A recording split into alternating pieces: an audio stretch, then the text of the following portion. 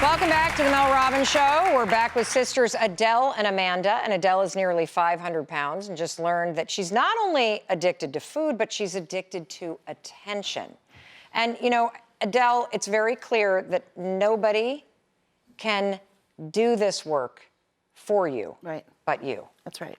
And in a minute, I want to address what support you might need professionally. Okay. But I'm really concerned about the addiction to attention and the dynamic between the two of you and how Amanda needs to be supporting you moving forward, okay? And so joining us now is clinical psychiatrist Dr. Sue Varma. I want to go back to the quote, "One person may use, but the whole family suffers."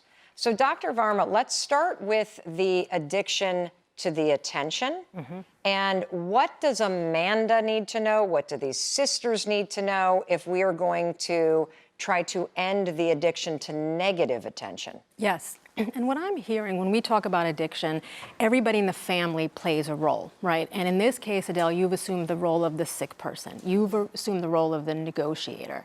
And you're ending up in what we call a codependent relationship, right? Now, that word has been thrown around, but what it means is basically, Amanda, you're repressing your own emotions and putting your needs second. You're making her needs primary. And that cycle has to change. So what kind of support, given that she has a primary care doctor, she has an oncologist in terms of the cancer, what kind of support does Adele need in order to start to get a handle on the emotional eating? Yes. I would love for there to be an accountability coach in your life other than Amanda, not your sister, right? Yeah, and she doesn't need that. Yeah, and whether that's in the form of 12-step, because it's an addiction, you know, to each their own, whether it's a weight coach, whether it's a therapist, and I do believe the therapy would be so beneficial for you because you're talking about these toxic emotions, which are so painful, and these relationships with your parents. And I love the fact, you know, look, you reached out to your parents. You were trying in some ways to have what we call a corrective emotional experience, but you don't necessarily need to hear back from them in order for that to happen. And that's what we do in therapy. When I see people who are dealing with what you're dealing with, they say, let's role play. I'll be your parent. What do you want to say to me? Bash me, get angry.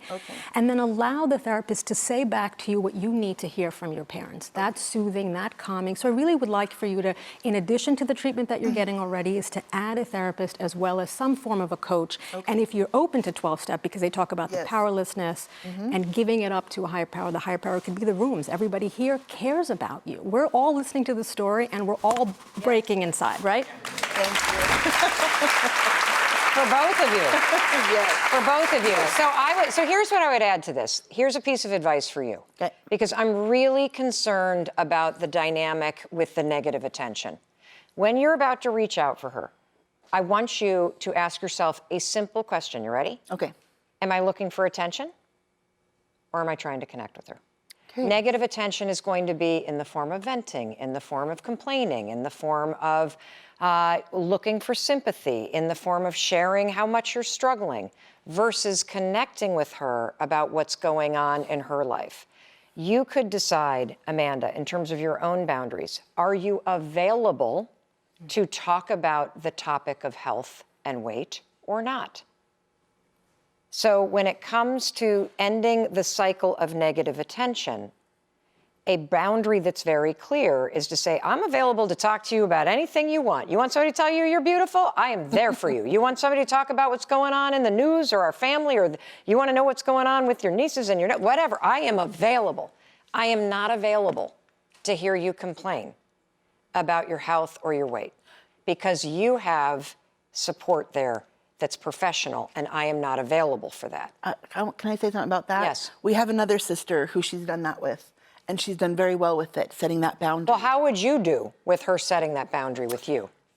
I think now that I'm in a better place, I think I would be very good with that boundary. So would you practice that with her? Why don't you start to say to her, like, what's something you want to complain about? Amanda, I went shopping today and I got some good things, but I also got some of those stupid chips that I love so much, and I hid them under my chair, and Dwayne doesn't know where they're at. Raise the wall, raise the wall, raise the wall. Go ahead, Amanda, raise the wall. What are you going to say? I'm not available to talk about your health and weight. Oh, fine, that's good. Okay, there we go. We'll talk about that.